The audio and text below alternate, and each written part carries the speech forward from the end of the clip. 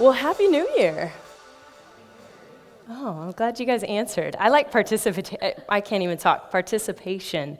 I don't want you to feel like it's a lecture. I want to actually have you be engaged.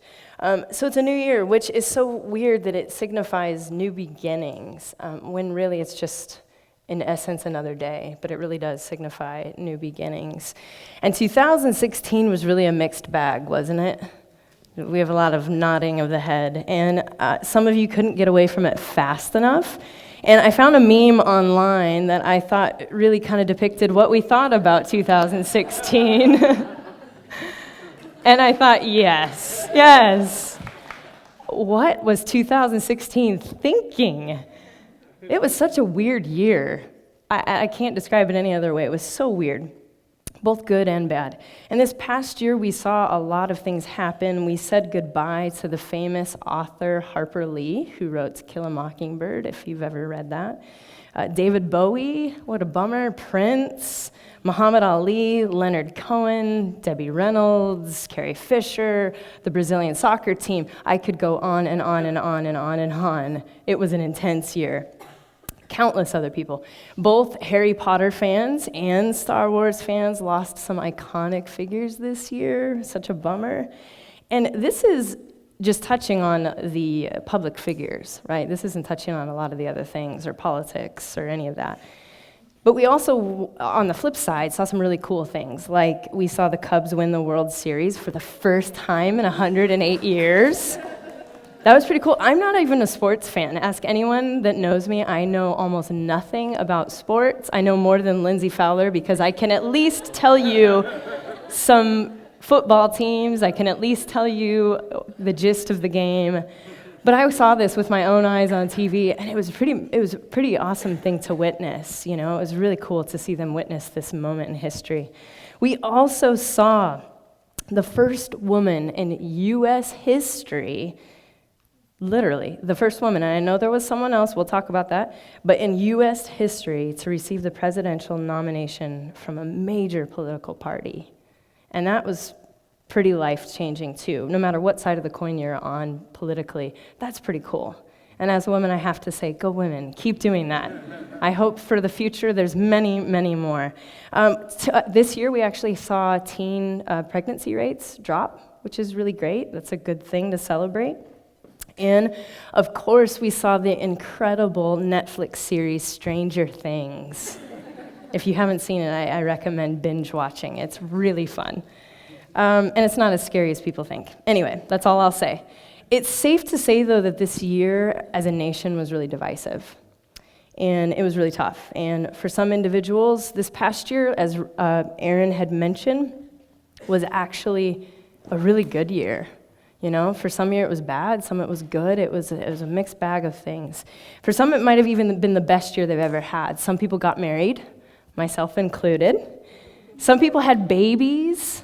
Some people started new careers, new ventures in life. Some people moved to other parts of the world, different countries, started a new way of living. And we saw a lot of change, but the thing is that no matter what year it is, doesn't matter if it's 2016, 17, or so on, there will always, always be sorrow, gladness, joy, pain, sickness and health, life and death. And see, while someone rejoices over their newborn child, another person mourns over the loss of a loved one. Life is beautiful and it's enriching, and yet it's really painful, and oftentimes it can be just flat out ugly. It can be difficult. Yet it has a way of enriching our souls, awakening our senses and spirits, and yet in a split second we can be rendered speechless in pain. These are what I like to call the rhythms and seasons of life. This is life. In the book of Ecclesiastes, chapter 3, it talks about how there's a time and a purpose for everything. And honestly, that's a little hard for me to wrap my mind around, especially when we look at this past year. That there's a time and a purpose for everything. But you know, if I fast forward to verse 3 of that chapter, it says, a time to break down and a time to build up. And it's my prayer and my hope, honestly, that 2017 would be a time of rebuilding, a time of repair. And I think that we're all in conclusion with that, yes, and we're in agreement. And honestly, not just for our country, but for us as individuals. And I don't know about you, but the holidays bring out all sorts of crazy. They do. And it just has a way of making everybody kind of come unglued, and has a way of making you examine yourself, your families, your life. And so for me, I know I could use some areas of repair and rebuilding personally. So as I stand here on January 1st, I recognize that we're also in the midst of a literal and yet a figurative winter. A dark season, which is actually marked by the shortest days and the longest nights. And I know in Phoenix, we're actually currently, aside from today, which is cloudy and rainy, we're currently in a balmy 60 degrees. Brr, it's winter, But that's not the natural rhythm of most of the rest of the world, right? It's not. Well, Phoenix, I've discovered, has its own rhythm, which is probably no rhythm at all. And the rest of the country, though, winter is marked by the coldest season of the year. It's got harsh freezing temperatures, often snow. But the thing about winter that you have to understand is that winter is necessary. Winter is absolutely necessary. And in some plant life, it's not only necessary, it's required for their life cycle. They have to have winter to grow. They have to. That's how they are made and formed. And in winter, it appears that a tree is dormant because all of its leaves are shed and they fall, and oftentimes they look dead. But really what's happening in a tree, in the life of a tree, is what you can't see underground. What you see above ground is this thing that's shed its leaves and it's dying. Underground, what you actually don't see are roots that are growing stronger. Because what they're doing is they're not having that natural energy from the light like they normally do from the sun. And so what they do is their roots grow and expand in desperate search of water and oxygen. So they're growing, they're strengthening, they're preparing. And I really honestly think, as silly as it sounds, that we really could learn a lot about life and spirituality through the life of a tree. Because they know how to slow down. The dormancy and hibernation in them is that everything within the plants slows down. There's a natural rhythm. The roots are resting, but they're ready. They're getting prepared. And I think we can learn a lot about that. How to slow down, how to allow ourselves to grow during seemingly dark times. And I also think trees might be the original minimalists. Because if you think about it, they lose their leaves and they shed all but the bare essentials in order to grow. There's a lot to be said about that when times are dark. And speaking of minimalism, I actually just recently watched a film called Minimalism, a documentary about the important things. And it left such an imprint on my heart. If you haven't seen it, I recommend it. It's also on Netflix, and no, I'm not sponsored by Netflix in any way. But somehow I keep mentioning them this morning. You know what I do in my spare time. But it might inspire you and change the way you think. And I have to admit, I didn't have this sudden urge to just throw away all my belongings and live out of a suitcase, because that's a little, for my life, probably way too extreme. But I have to say it did well up this desire within me for intentional living. Intentional living. Why do I buy the things that I buy? Why do I do the things that I do? Intention. And honestly, this is something that as I pulled up some blogs that I wrote years and years ago, I had noticed a pattern that I have been writing and talking about these things, vulnerability, intention, living with purpose, for a very long time. I've been aware of this. I actually have been talking about intention and technology and all of these things. And I thought, yeah, this is something stirring in me, to be intentional, to be present in all seasons. And so here we are. We're sitting in our joy and our pain and our sickness and our health and life and death and this season that we call winter. And yet life just keeps going. It keeps going. And as far as I'm concerned, it's not going to stop anytime soon. That at least I hope it doesn't.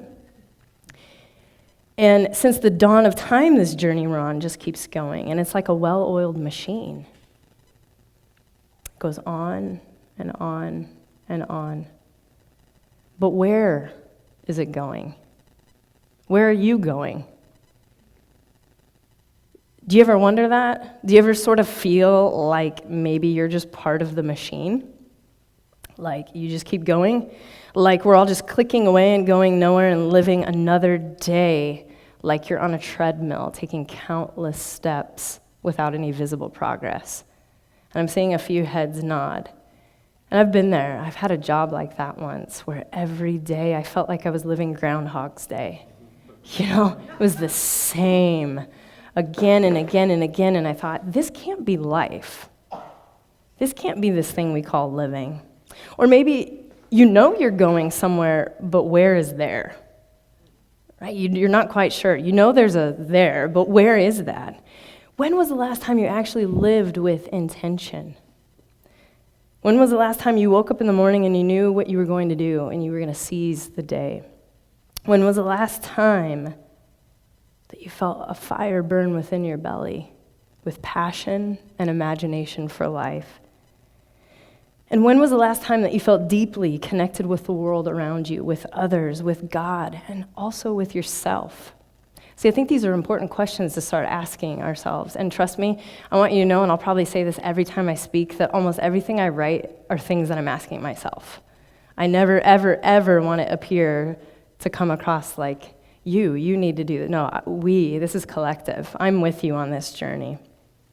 We live in such an expansive universe that's full of galaxies and stars and planets and moons. And how many people out there are total geeks about constellations in the sky and the galaxy? We've got someone who is ferociously waving their hand. Yes. Right? It's magical. It's mysterious. And one thing that was cool about 2016 is we were actually able to see high-resolution images of Mars for the first time ever, which is pretty cool stuff. We also saw the largest supermoon since 1948. Yeah, it was awesome. And yet, the sad part, though, is many of you missed it. Maybe not you. You guys, seems like a lot of people in here in this room saw it, but a lot of people missed it. And I talked to people, and they said, I don't know, I didn't see it. And that, instead of staring at the illuminated sky, I think what happened is a lot of us got lost in translation amongst the satellites staring at this, our devices. Smartphones and social media, which was funny because as I was sitting here talking, I saw my phone just bloop, bloop, bloop, notification. Smartphones and social media is such a fascinating phenomenon to have witnessed in my lifetime. And I've witnessed a lot of really bizarre, strange things, especially being born in the 80s. You see all sorts of weird things. I have such a love-hate relationship with this. Anyone else with me? It's that thing that oftentimes it makes me feel close and connected. And truthfully, it's helpful. I don't know what I would do without it as far as directions. I need my Google Maps. But yet, oftentimes, it just feels like more than anything a waste of time and valuable energy. And if you're with me and you use Verizon, it's also a waste of money. Can I get an amen? It's this awareness that got me thinking, why? Why am I so obsessed with this object? Why am I so obsessed with this thing? And why do I hate this thing yet get instant gratification? Instant gratification when I see a text, when I see a notification from Instagram, or when I check Facebook. I can't help myself. And with that being said, author and speaker Simon Sinek has some fascinating insight on the subject. And some of you might have already seen this video circulating the internet. We're only going to play a clip this morning because it's quite extensive. I think it's about 15 minutes normally. But he has incredible things to say, and he's specifically, just for those listening at home, since you won't be able to see this, since it's copyrighted info, I want to give you a quick background. He's specifically talking about millennials, and millennials in the workplace. But he really touches on technology and how that's formed them and how that has formed really all of us. So we'll go ahead and take a moment and watch the video, and then we'll resume where we left off. Fascinating, isn't it? Really, really interesting. So there you have it. Social media feels addicting because it is. Because it is. It's an addiction. And it's causing psychological and a chemical reaction in our brains, a literal and physical chemical reaction in our brains. It's rewiring our youth and how they think. When you start to understand that, that's pretty shocking. So the use of social media creates dopamine, which Simon mentioned, but also oxytocin. And scientists used to think that dopamine was just a pleasure chemical in the brain, which it is, but they now know that it actually creates want. So dopamine causes us to seek, to desire, and to search. The pull of dopamine is so strong, check this out, it's so strong that studies have shown that social media is harder for people to quit and resist than cigarettes and alcohol. Wow. When I was in college years ago, I went through this silly phase where I thought it would be cool to smoke cigarettes, and that was dumb because then I got addicted and I couldn't stop. And then what caused me to stop was I got really, really sick and I couldn't smoke anymore. And I'm glad I did, because it's better for my health and my life, but it was hard. I had tried to quit. I can't imagine, and then I go, wait, yes, I can imagine how hard it is to quit social media because I use it every single day. Oxytocin, on the other hand, which is fascinating, is referred to as the cuddle chemical because it's released when you kiss or when you hug. In 10 minutes of social media time, oxytocin levels can rise as much as 13%, which is wild. It's the hormonal spike equivalent to some people on their wedding day. Yeah. I sure hope that my wedding day is better than 10 minutes on Facebook. I mean, I thought it was pretty epic. It was awesome. But is that not shocking and appalling?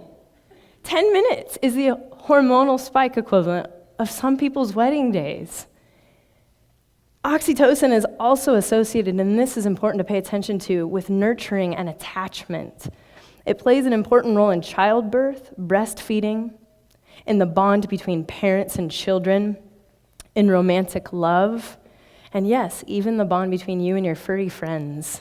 Dogs especially. Dogs respond to oxytocin, which I thought was kind of cute. In essence, we're having a love affair with our devices. We're having a love affair with our devices. Sure, I understand that what we're attempting to create is a connection with people, right? We all understand that. Really, that's what we want. We crave connection. We really want people. That's why we have a social network, social media.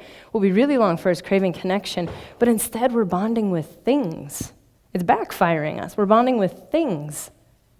We're now not learning coping skills, as Simon mentioned in that video. When things get hard, what do? I don't know. I'll Google it. I'll ask Siri. What do you do? And so what's wild is I found this video after I prepared for this sermon, so it blew my mind that it was talking about the exact same thing. And then a friend shared an article with me discussing the exact same thing. And then another friend tagged me on a Facebook post talking about the exact same thing. And I began to pay attention to this rhythm. I went, isn't this interesting? Maybe we're all a little bit disillusioned with social media, with shallow relationships, instant gratification, and an Instagram perfect life. Maybe we're all a little bit disillusioned because we love it and we hate it, we can't quit it, we don't know what to do. And yet we choose it again and again and again and again. Not because of an empty addiction. I don't believe it's because we choose it just because it's an empty addiction, but because it's because of what the addiction promises. That's why. Because we want love, affirmation, and connection. That's what we really want. We are hardwired to be connected. The Bible at its core is a continuous story of connection. An endless pursuit between God and mankind with one another. In Genesis 2:18, it says, "It is not good for man to be alone." In Ecclesiastes 4:9, 2 are better than one. John 15, verse 12, "My command is this, love each other as I have loved you." You can see there's a pattern that we're meant to love, we're meant to connect. We are hardwired for love and connection. We crave connection. And yet we're moving towards this practice of isolation and segregation. If you're paying attention and aware to the world around you, we're moving towards isolation and segregation. Disengaged from real life and stepping into this false digital life. Working remotely has increased, depression has increased, and church attendance has declined. We're seeing an increase in segregation. And this past year, 2016, that was a doozy for segregation. We saw it in everything from race to gender to religion to politics. We've become a country divided. But what would happen if you stepped away from this and into this? And I know some of you, this first portion of this talk might not be as applicable to you because some of you are much better than us at using devices. And I know that. I know there's some that don't even have social media, and I envy that person at times. And yet, some of us also see the beauty of it, right? It helps us connect with people that we haven't seen in a long time. So please also know, as I move forward, I'm not saying that if you use it, it's bad and that you should just stop. I'm saying we need to create awareness. And so we saw this divisiveness, this segregation. But what would happen if you invited that Facebook friend, for instance, that maybe sees very differently from you, maybe you have a little bit of banter back and forth, and you invited them out for coffee, and you actually got to know them. And you put a stop to the endless rants and Facebook posts and arguments, and engaged with them to know who they really are, to understand the why. Because I really think that the only way to bridge segregation is to understand the common denominator between us all. And that's that we are living, breathing human beings in desperate need of love and connection. So do you hear that rhythm?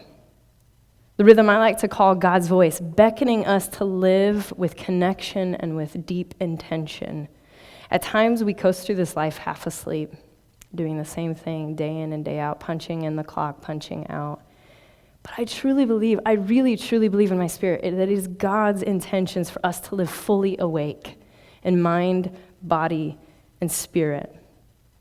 And so now that Christmas has passed and the hustle and bustle of that season has passed, and we're now in a new year, and that begins, we are entering a season of revelation and awareness, a season called Epiphany. So thousands of years ago, 3 men embarked on a 1,000-mile journey under a blanket of stars with one shining bright enough to guide them along the way. This is interesting to note, that they came from most likely pagan traditions, which actually taught them to be aware of the stars and to connect through God and spirituality through nature. They were thought to be kings or emperors, men of high regard. And as recorded in the book of Matthew, chapter 2, we read this story of men who were spiritual seekers and through their awareness found God through the stars, calling them to the Son, Jesus. This is the quest of the Magi, which I always think sounds cool. The quest of the Magi. Few biblical stories are as well known, yet so clouded by myth and tradition as that of the Magi. We actually don't even know their names. We actually don't know for sure that it's 3. There's a lot of speculation. But during the Middle Ages, legend developed that they were named Balthazar, Melchior, and Caspar. And honestly, this doesn't even pertain to my sermon, but I think it's really cool to understand and hear their names because it kind of puts you back in this journey, this 1,000-mile journey under the stars between Balthazar, Melchior, and Caspar. So most of you know this story better with the Christmas carol, We Three Kings.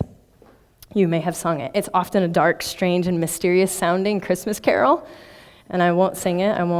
You guys can sing it amongst yourselves. But the composition of this song sets an expectant tone that something's about to happen. It feels sort of eerie or like there's something going to happen. It's a journey. And it's a song that really honestly seems a bit out of place, especially next to the likes of Joy to the World, Silent Night, or All I Want for Christmas is My Two Front Teeth, which honestly is such a weird song. And I hope I never hear that one again. That is so weird. But the lyrics of We Three Kings tells a story of a star and us guiding and being guided to the light. Following the star, being guided to the light. There's a deep significance in this story, though, and one that gets overlooked. And honestly, I think that I heard probably the typical We Three Kings. So there were three kings that came to visit Jesus, gave him frankincense, gold, and myrrh. Okay, but why? Right? You don't even understand. Okay, why is that even important? People gave Jesus gifts. Okay, cool. Right? What's the importance? And there's a deep significance in the story, far, far deeper than men who came afar to just worship the tiny baby Jesus. First, you have to understand, and I found this so fascinating, that God revealed himself to pagan kings in ways they could understand through the stars. Now, some might call me a heretic for saying this, but I truly believe that God reveals himself in deeply personal ways that only we can understand. And that story proved that for me, that he used the stars, something that they looked at and worshiped, to guide them to him. Second, you have a story of an inclusive love. See, in the ancient tradition, Jews and Gentiles, they were separate. They were segregated, much like the world today. And in this story, this is the first time Jesus appears to the Gentiles, the three kings. So these men were outside of the Jewish tradition, and they came all the way to worship the King of the Jews. The story unfolds when the Magi went home to their countries to spread the good news of what they had experienced, which is a much larger significance in this story, that God's love is for everyone. No longer just the Jews. God's love is for everyone. And you have to keep in mind, they were probably of a pagan tradition, so that meant God's love was for them. That's pretty wild to wrap our minds around in a Christian tradition, right? That's pretty big. And third, you have a story of men who were spiritually aware. They were present. They were seeking. They were aware. This Friday, January 6th, it begins the season of Epiphany, which is observed by the Christian liturgical calendar, which basically follows the life of Jesus. And I didn't grow up in this liturgical tradition, so discovering this here at One Church over the last few months has been kind of a new enlightenment. It's been pretty fascinating to know. I knew that we had Christmas and we have Easter, and those follow Jesus' life, but there's so many other times and patterns that follow this rhythm. And so it really was kind of a mystery to me, but yet as I dug deeper into the meaning of the Epiphany season, I couldn't help but draw parallels into our present day, how we're on this continual and endless journey in pursuit of God. Continual. Are you looking for a revelation, for a connection, for an epiphany, for spiritual guidance? I think most of us are in some ways. Maybe not so grandier, maybe they're small, but we all are. And you have to listen in order to hear. You have to have an open heart in order to receive. See, everything has a natural rhythm, pattern, and pause. We have to be engaged with our lives so we can be fully present. We need time and space and silence to remember who we are, who we once were, and who we can become. So then the question remains, obviously, how? Right? All this is good and fine, but how? How do we become present and aware, people living with intention? And I think it starts first by asking yourself a few questions. Because I think in order to solve a problem, you kind of need to know what the problem is. How did we get here, right? So we have to start by asking yourself, is your life sustainable? Is your life abundant? And is your life intentional? And when I ask these questions, I'll explain what I mean, so you can take this further and really ask yourself these questions. Can you sustain this life that you're living at this current pace, or will you face burnout? If you were to keep going month after month after month, as you're living now, would you be too busy, too stressed, and too tired? And I know for a lot of us, that's a big one. Can we keep sustaining the life we're living as we are now? If not, maybe it's time we recognize that. Is your life abundant? And what I mean by that, is it abounding in fullness in body and mind and spirit? Or do you feel lack or emptiness or maybe even dissatisfaction and restlessness? Is your life intentional? Are you living in awareness and connection with God and the world around you? Are you making conscious decisions and choices about your life, or are you just letting life happen to you? Are you living it, or are you letting it happen to you? There is a big difference. And I know that because I speak as someone who's done both. I really have. I have seized life with every ounce I could, and I have lived it to the fullness. And then there's times I just let it happen. And I punched in the clock, punched out, and you feel restless. There's this thing in you that stirs, and it's like, this isn't it. We weren't made just to sit here and do this day in, day out at this level. We were meant to live with abundance. And so I think we have to ask these questions. And these are questions, in my opinion, that shouldn't just be a Sunday morning, ask yourself real quick. Like, this probably should be it. Maybe you take the week and ponder it and actually examine your life. Take a pause and examine your life. And after you've answered these questions honestly and you've paid attention to the rhythm of your life, I think there's a second call to action, right? And the second call, I think, is creating time and space for intentional living. And there's a few things we can do in order to make room for intention. And I believe it starts with, first, slowing down and being less busy.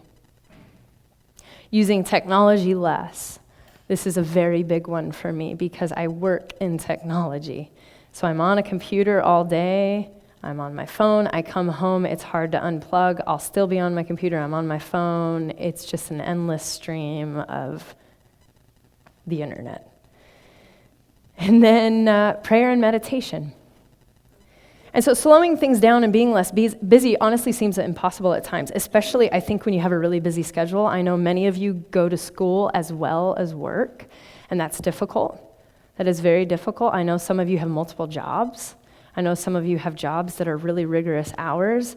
Maybe you work long hours, or maybe you're a parent, and I know that being less busy and being a parent is probably an oxymoron, right? When do you get to rest? But even this is what I want to challenge you, even 10 minutes of your day. Even 10 minutes of your day, take time to pause, reflect, and listen. It's a step in the right direction, right? Because it's hard to quiet our minds and sit still, and for me it is. It's very hard to quiet my mind and sit still. But it's practicing this even in small increments that starts to create a new rhythm of life. You do it a little by little, consistently, and it becomes a new rhythm. You increase that time, it becomes a rhythm. It becomes your way of life and your way of being.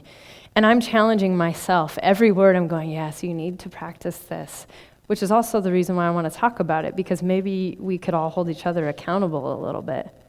And not in a negative way, like, oh, I saw you on Facebook, but just do you want to go out for coffee?